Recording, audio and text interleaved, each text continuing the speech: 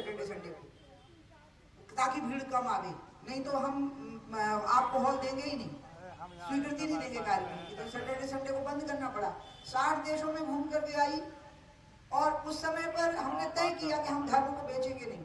तो मैंने कोई ट्रस्ट नहीं बनाया, मैंने कोई संस्था नहीं बनाई, मैंने कोई एनजीओ नहीं बनाया। और जब मैं 20 साल की थी तो माँ ने कहा आप 1 साल मेरे साथ रहना है। मैं माँ के साथ रही, तभी माँ का निधन हो गया। और उसके बाद में इतनी व्याकुल हुई कि मैंने प्रवचन करना छोड़ ही दिया और मैं राजनीति में आ गई। और राजनीति में भी खूब सफल हुई, राजमाता विजयाराजे सिंधिया जी की छत्र छाया में खूब।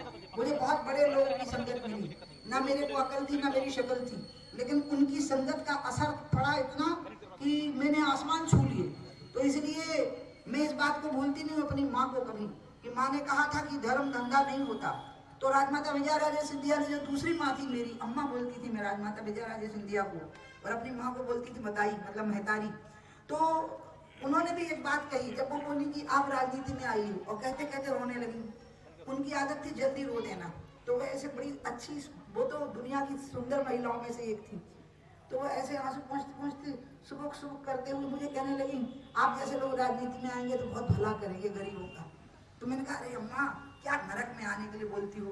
तो वो जो बोली, जो पैसे बनाने के लिए राजनीति करेंगे ना, वो राजनीति को नरक बनाएंगे, लेकिन अगर आप गरीब के आंसू पहुंचने के लिए राजनीति करोगी तो राजनीति भगवान की प्राप्ति का मार्ग बनेगा। मैंने कहा अगर ऐसी बात है तो अम्मा मैं आपकी बात मानती हूँ, मैं चुनाव लड़ती हूँ। और मैंने अम्मा के कहने पर चुनाव लड़ा। तो इसलिए उन दोनों माओं ने मुझे ये संदेश दिया था। तो आज मेरी माता के नाम से हम इस कार्यक्रम की शुरुआत कर रहे हैं। अब माता वेलफेयर फाउंडेशन की तरफ से बहुत सारे मानव सेवी कार्य शुरू होंगे, जो मैं हर कार्य की एक शुरुआत यहाँ से करूंगी। हर कार्य की, मान लो चिकित्सा सुलभ कराने की शुरुआत होगी तो यहाँ से होगी।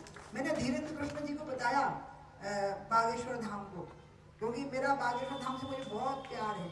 जैसे गोपाल जी ने झूल रहे थे, मुझे लगता है बागेश्वर धाम को ऐसे झूलाऊं में, झूला पे बिठा के, बच्चा मेरा। तो जब हम मिले कभी नहीं थे, हम इस कार्यक्रम के बाद मिले उनको, तो दोनों ऐसे मिले जैसे दीदी भैया नहीं मिलते हैं, बहुत जन्म जन्म की पहचान वाले। तो बागेश्वर से मैंने कहा कि तुमको इस जगह पे बहुत सिद्धि लगी होगी। बोले हाँ, इस जगह पे मुझे बहुत सिद्धि लगी थी, इस जगह पे बहुत सिद्धि, हम यहाँ बैठे हुए हैं, यहाँ से जो काम शुरू होगा वो असफल हो ही नहीं सकता। एक तरफ दुर्गा बैठी है, एक तरफ हनुमान बैठे हैं। आपको पता है दुर्गा कौन है? दुर्गा किसी की पत्नी नहीं है, दुर्गा अपने आप में संपूर्ण शक्ति है, क्योंकि इसी से तीनों शक्तियों का उद्भव हुआ है, जिसमें पार्वती शिव जी के